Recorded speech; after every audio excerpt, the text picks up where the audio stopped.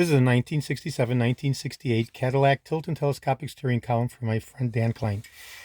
This is also the original vintage instrument cluster with the pernundle plate and the indicator wire for each of the shifting locations. So when the shifting lever is all the way up in park, the needle would correspond to the park position.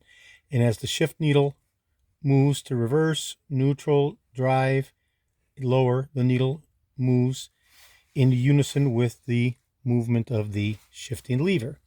So when you get your custom instrument cluster dash fabricated by your gentleman up there in New York, Dan, you will make a custom wire such that it goes deep into the cluster and pops up in the corresponding location, and then as you shift, the needle will traverse across the pernundle plate and finding its synchronized location to each of the different positions of the shifting lever. Okay, today is Sunday, January 10th. This is George in Florida.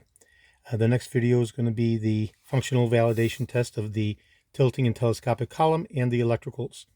Thank you very kindly.